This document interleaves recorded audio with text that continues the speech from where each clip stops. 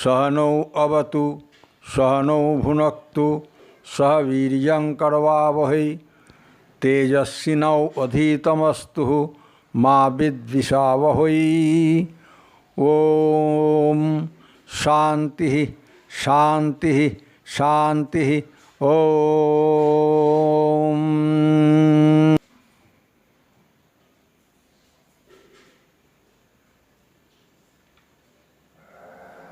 আজ হবে আজ থেকে আমাদের তৃতীয় বল্লী শুরু হচ্ছে। কঠোপনিষদ প্রথম অধ্যায় তৃতীয় বল্লীর প্রথম মন্ত্রটা দিয়ে শুরু করছি। প্রথম মন্ত্র হচ্ছে ঋতং পিবন্ত সুকৃতস্য লোকে কুহাং প্রবিষ্ট পরম পরার্থে ছায়া তপু ব্রহ্মবিদো বদন্তি পঞ্চাগ্নয় যে চ ত্রিনাচিকেতা ত্রিনাচিকেতা মানে তিনবার। গদ্যরূপ করে বললে হবে, একটু যোগ করতে হবে। কথাটা বলছে কি যম বলছে, যম বলছেন, তাহলে গদ্যরূপ করলে বলতে হবে যম উবাচ, মানে যম বললেন লোকে সুকৃতস্ব ঋতং পিবন্ত পরমে পরার্ধে যৌ গুহাম প্রবিষ্ট ব্রহ্মবিদ ছায়াতপো বদন্তি যে চ পঞ্চাগ্নয় ত্রিনাচিকেতা তেওপি বদন্তি। তাহলে যম উবাচ মানে যম বললেন লোকে মানে এই জগতে সুকৃতস্ব ঋণং পিবন্ত সকৃত কর্মের ফল ভোগকারী, মানে অর্থগত ফল রস পানকারী, মানে সেই ফল ভোগ করিয়াকারী আর কি। পরমে পরার্ধে পরম হৃদয় আকাশে যৌ যে গুহ্যম যে গুহাম প্রবিষ্ট, মানে যে দুজন বুদ্ধিরূপে গুহাতে প্রবিষ্ট আছেন। সর্বস্ব বুদ্ধিরূপেণ হৃদি সংস্কৃতি সর্বস্ব বুদ্ধিরূপেণ, আমরা শ্রী শ্রী চণ্ডীতে পেয়েছি এ কথা। সকলের বুদ্ধিরূপে তিনি যে দুজন বুদ্ধিরূপ গুহাতে প্রবিষ্ট আছেন। ব্রহ্মবিদ তৌ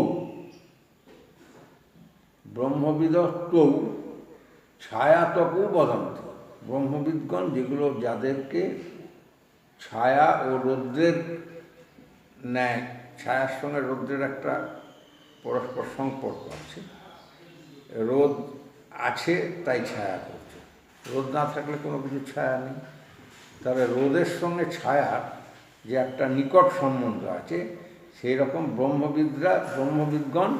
ব্রহ্মবিদ তো ছায়াতপও বদন্তি, ব্রহ্মবিদগণ উহাদিগকে ছায়া ও রৌদ্রের ন্যায় সম্বন্ধযুক্ত বলে থাকেন আর কি।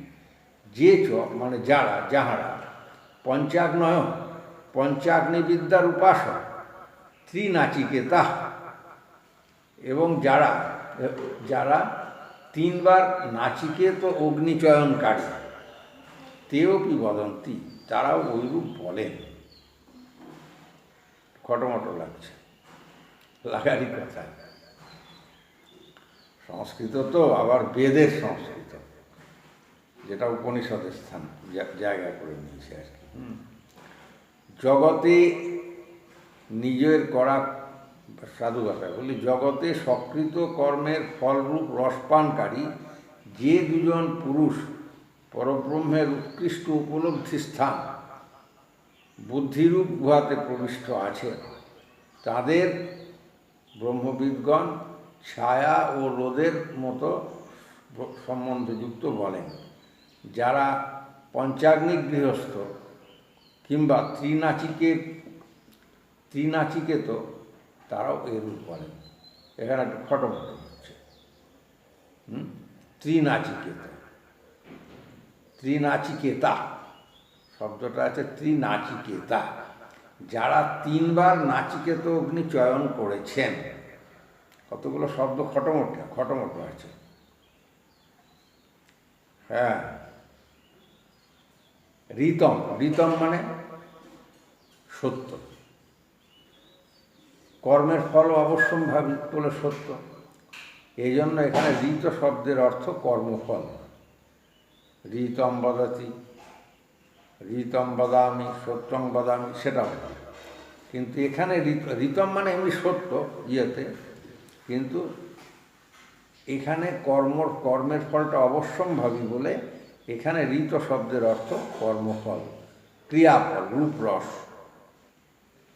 পিবন্ত মানে পানকারী দ্বয়, অর্থাৎ এই জীবাত্মাই কর্মফল ভোগ করে, কিন্তু জীবাত্মার সঙ্গে থাকে বলে জীবাত্মার সাহচর্যবশত পরমাত্মাকেও কর্মফল ভোগকারী বা কর্মফল ভোগী বলা হয়েছে। লোকে মানে এই শরীরে, এই জগতে। হ্যাঁ, যতক্ষণ শরীরে আছে ততক্ষণ জাগতিক সম্বন্ধ তো আছে। পরমে মানে বাহ্য ভৌতিক আকাশ ও দেহস্থ অধ্যাত্মাকাশ হতে শ্রেষ্ঠ। পরম মানে তো উৎকৃষ্ট, শ্রেষ্ঠ আছে না। পরমে মানে এই জাগতিক যে বাহ্য জগতের এই যে ভৌতিক আকাশ আমাদের, আর দেহস্থ দেহের মধ্যে যে অধ্যাত্ম আকাশ তার চাইতেও শ্রেষ্ঠ, পরার্ধে। পর অর্থাৎ ব্রহ্মের অর্ধস্থান, আর সেইখানে অর্থাৎ হৃদয় আকাশে, এই স্থানে পরমব্রহ্মের উপলব্ধি হয়। এই জন্য পরমাত্মাকে সেই হৃদয় আকাশে প্রবিষ্ট বলা হয়েছে। ছায়া তপু, সেই জীবাত্মা ও পরমাত্মা ছায়া আর রৌদ্রের মতো। হ্যাঁ, ছায়া আর রৌদ্রের মতো বিভিন্ন, কারণ একজন সন্ন্যাসী আর একটা অসংসারী, তাই না? জীবাত্মা হচ্ছে সংসারী, জীবাত্মাই পরমাত্মা, কিন্তু তার এই সাইডটা একটা রোদ্দুর একটা ছায়া, সে হচ্ছে অসংসারী। সংসারে আছে ঠিকই, কিন্তু অসংসারী, সংসারী নয়। ছায়া তপের মতো, ছায়া এবং আতপ, ছায়া তপের মতো নিত্য সম্বন্ধযুক্ত, নিত্য সংযুক্ত ত্রিনাচিকেতা, যারা 3 বার নাচিকেত অগ্নি চয়ন করেছেন। পঞ্চাগ্নির উপাসক গৃহস্থ, যারা গৃহী। বৈদিক যুগে তো সকলেই গৃহী ছিল, আলাদা ড্রেস পরার কোনো অস্তিত্ব ছিল না। কোনো বৈদিক যুগে কোনো সন্ন্যাসী, যে গৃহী সেই সন্ন্যাসী। সন্ন্যাস কথাটার অর্থই আলাদা।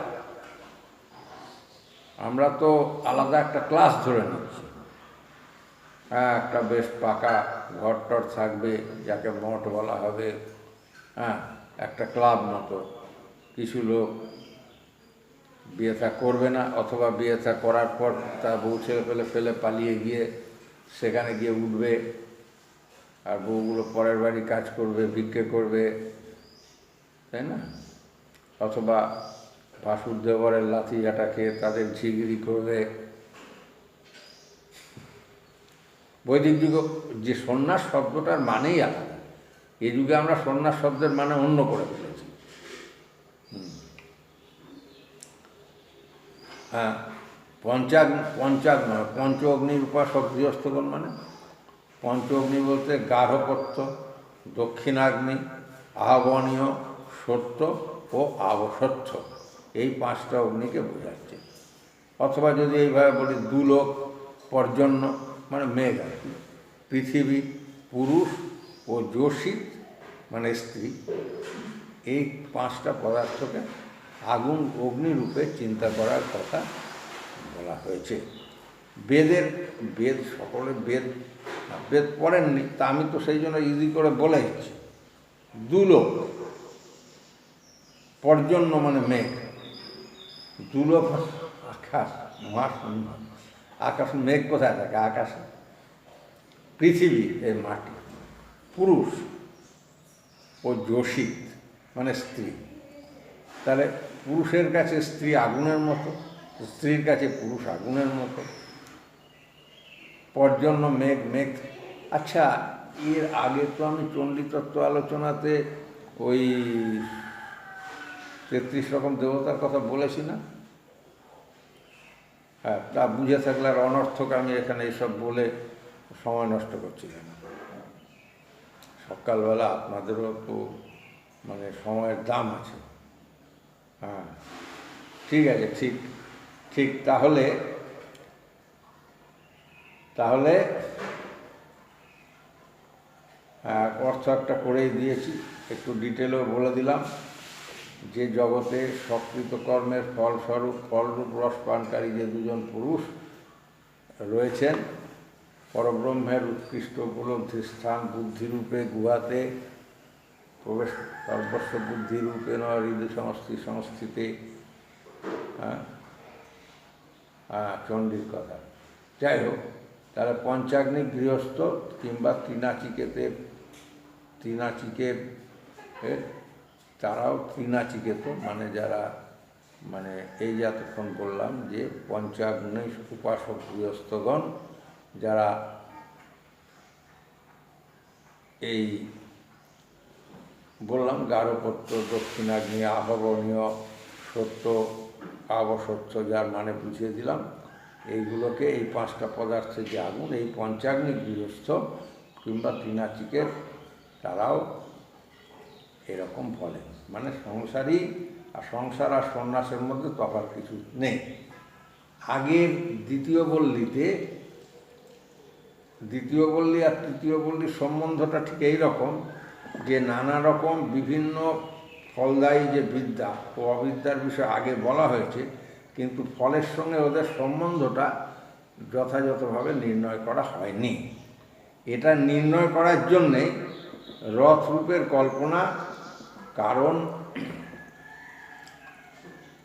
যত রথরূপের যে কল্পনাগুলো করা হচ্ছে তার কারণ হচ্ছে এই রূপক, এইভাবে রূপকের মধ্যে দিয়ে বললে, এক্সাম্পলিফাই করলে বুঝবার সুবিধা হয়।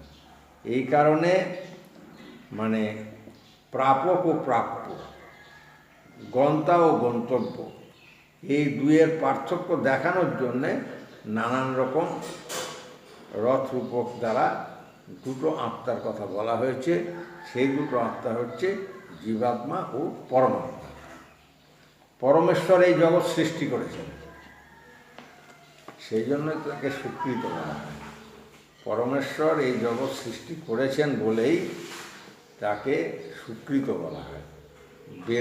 বেদেও এই কথাই আছে, তিনি আপনাকে আপনি করিলেন, তাই জন্য তিনি স্বীকৃত।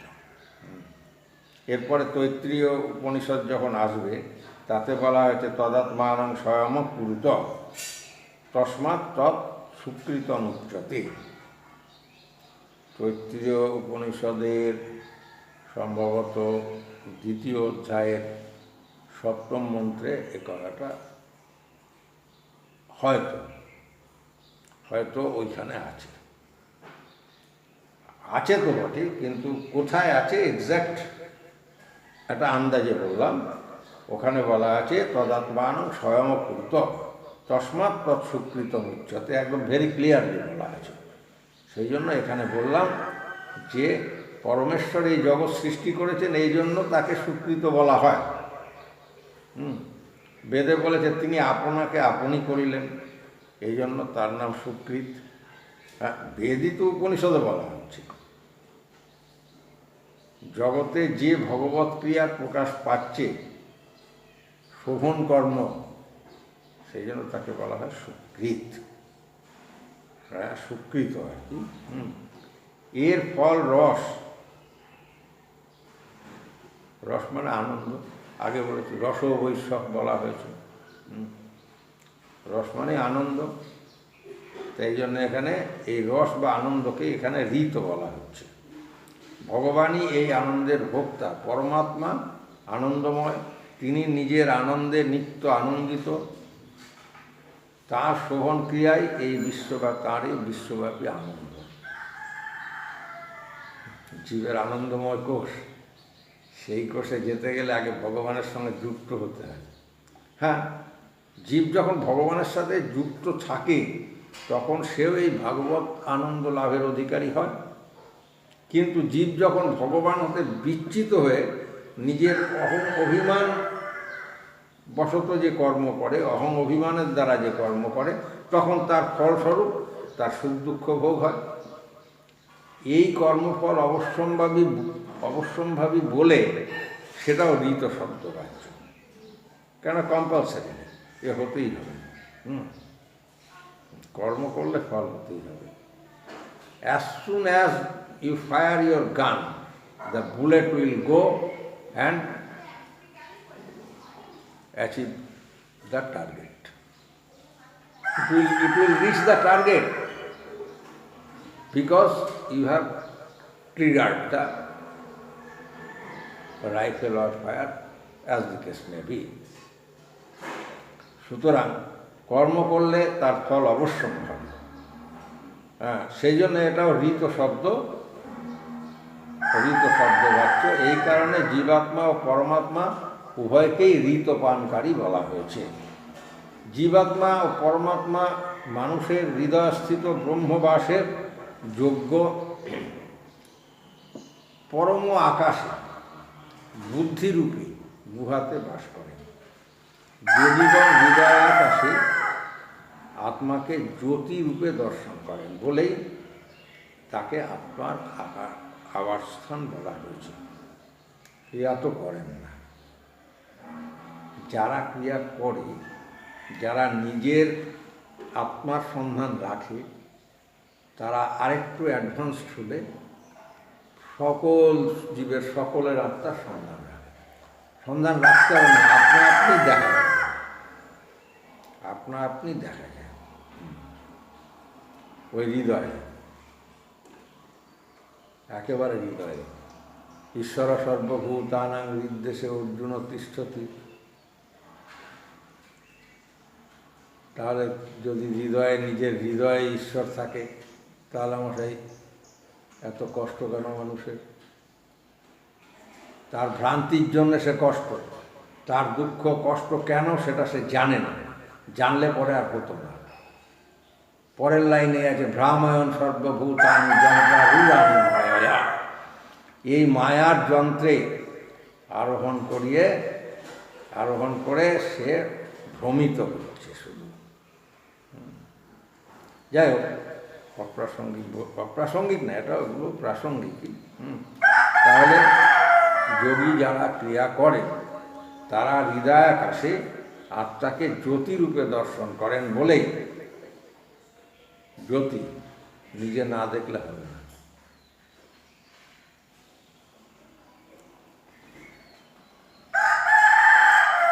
শাস্ত্রে যাকে কোটি সূর্য প্রতিকাশ বলা হয়েছে।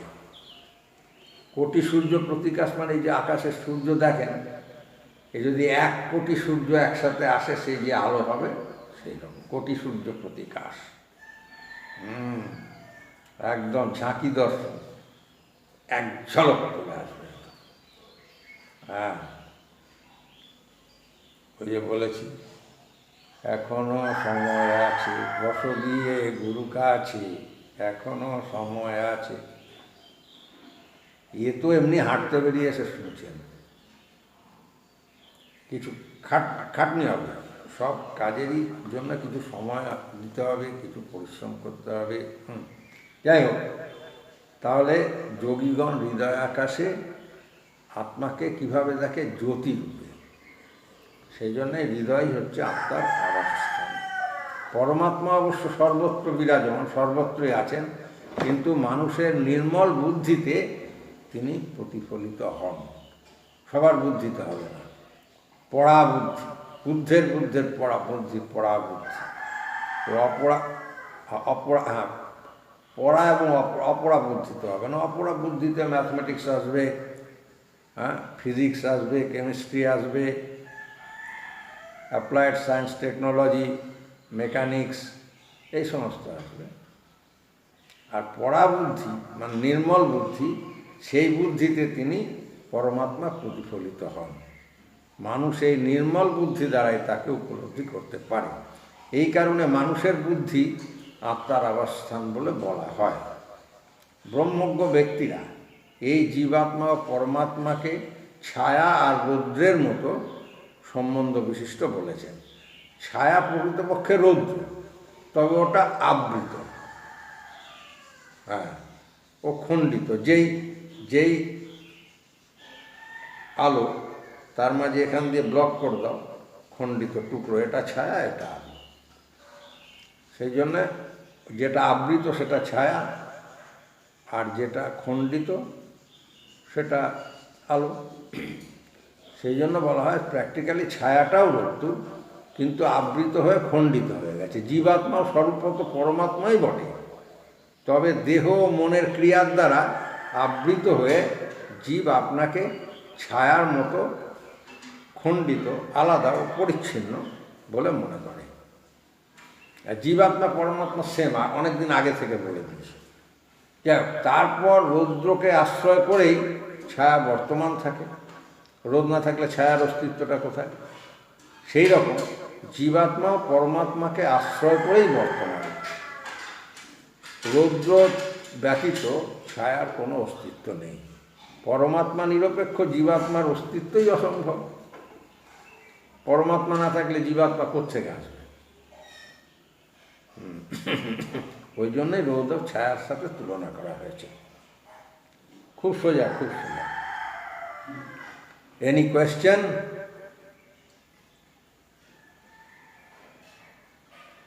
কি? No question?